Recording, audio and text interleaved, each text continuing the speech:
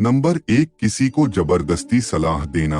सबसे पहले ये समझिए कि हम सलाह क्यों देना चाहते हैं। हम सलाह इसलिए देना चाहते हैं क्योंकि हम सामने वाले के नजरों में बुद्धिमान बनना चाहते हैं, लेकिन इसका होता बिल्कुल उल्टा है, यानी कि हम उसकी नजरों में मूर्ख बन जाते हैं।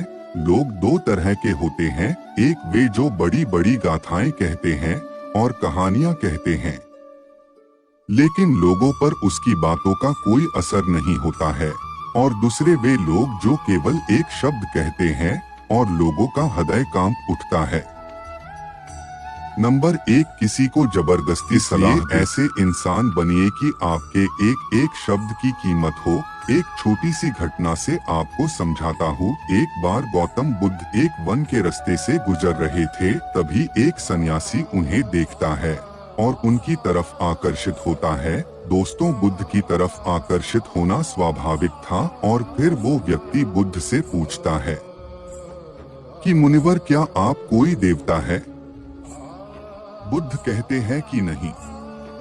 फिर वह सन्यासी पूछता है कि फिर क्या आप साक्षात ईश्वर है? बुद्ध कहते हैं कि नहीं। फिर बुद्ध कहते हैं कि मैं तुम्हारी ही तरह एक मनुष्य हूँ, बस फर्क सिर्फ इतना है कि मैं जाग गया हूँ और तुम अभी सोए हुए हो। फिर वो सन्यासी बुद्ध से कहता है कि आपके चेहरे के तेज को देखकर ही लगता है कि आप एक सिद्ध पुरुष है, इसलिए मैं ये जानना चाहता हूँ कि आपके गुरु कौन है और किसके मार्गदर्शन ने आपको एक सिद्ध पुरुष बनाया। बुद्ध कहते हैं कि प्रारंभिक स्तर पर मेरे कई गुरु थे, लेकिन आत्मज्ञान के इस मार्ग पर मैं अकेला ही चला और मैंने सैकड़ों गलतियां करी। उसके बाद मैंने खुद ने ही आत्मज्ञान प्राप्त करा।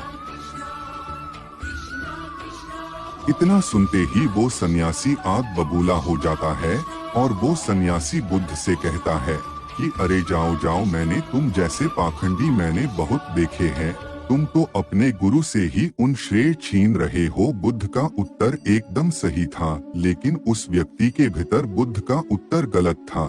इसके बाद बुद्ध अपना एक शब्द भी उस व्यक्ति को समझाने के लिए नहीं खर्च करते हैं।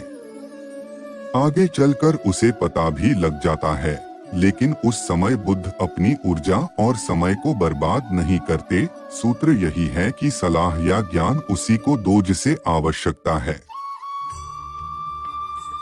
नंबर 2, खुद को किसी वस्तु, व्यक्ति या स्थिति से बांध लेना। दोस्तों, ये जीवन दो रास्तों पर आधारित है। पहला, या तो आप उन्नति करेंगे और फिर आप विनाश की ओर जाएंगे। तो एक बात निश्चित है कि अगर आप इस समय उन्नति नहीं कर रहे हैं, तो आप विनाश की ओर हर क्षण बढ़ रहे हैं, चाहे आपको ये बात पता हो या ना पता हो। दोस्तों, लोग नशे को इसीलिए नहीं है, धीरे धीरे करके ही सही, लेकिन त्यागना तो आज से ही शुरू कर दें, फिर आपका जीवन धीरे धीरे करके बदलना शुरू हो जाएगा। नंबर 3, हर किसी की सलाह को गंभीरता से न लें। दोस्तों, उसकी सलाह को गंभीरता से न लें जो सलाह देने के लायक नहीं है। कैसे ये जाने कि कौन लायक है और कौन नहीं? ये बहुत आसान है। अगर कोई बुजुर्ग व्यक्ति है और उसका सब लोग आदर सम्मान करते हैं, सिर्फ इसलिए उसकी सलाह को गंभीरता से कभी मत लेना। बुजुर्ग सही सलाह देते हैं, लेकिन हर बार ये बात सत्य हो, ये सत्य नहीं है। आप रसोइया बनना चाहते हैं और सलाह लेते हैं किसी गायक से, तो हो सकता है कि गायक आपको सलाह दे भी दे, लेकिन आपका खाना उस स्तर का नहीं बनेगा जिस स्तर का आप बनाना चाहते हैं।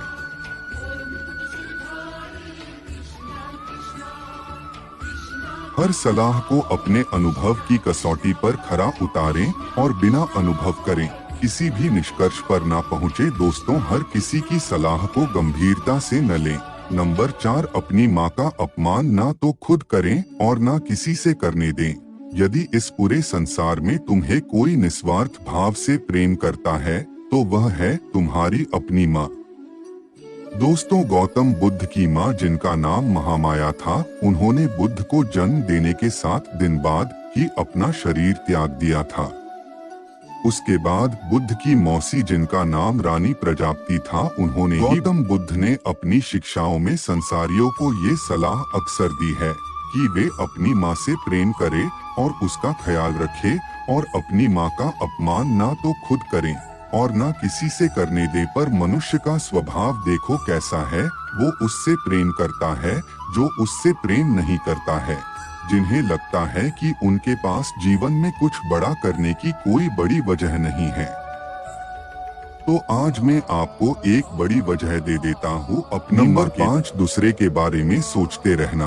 अगर आप ध्यान से अवलोकन करें तो आप पाएंगे कि आप पूरे दिन दूसरों के ही बारे में सोचते रहते हैं और फिर अंत में आपके हाथ में लगता है सिर्फ दुख। इसलिए स्वार्थी बन जाओ और खुद से प्रेम करो।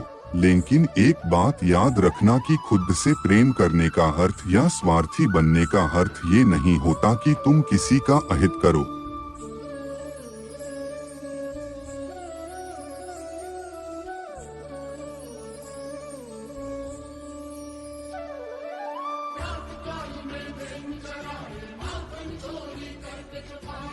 बुद्ध भी स्वार्थी बने थे तभी वे आत्मज्ञान को पा सके।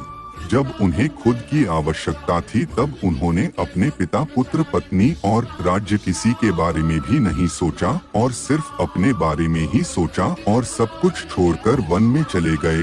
तो जीवन में स्वार्थी बनना भी आवश्यक है, लेकिन सही उद्देश्य के लिए और जिससे किसी का बुरा भी न हो। नंबर 6, खुद को सबसे होशियार समझना और सीखना बंद कर। हमारे समाज में बहुत से लोग ऐसे होते हैं जो खुद को सबसे होशियार समझते हैं और हमेशा ये कहते रहते हैं कि मुझे सब पता है। ऐसे लोग कभी भी कुछ भी नया सीखने की कोशिश नहीं करते हैं, जिसके कारण वे हमेशा पीछे रहते हैं। जब हम ये बोलते हैं कि मुझे सब पता है, तो हम ज्ञान लेने के दरवाजे को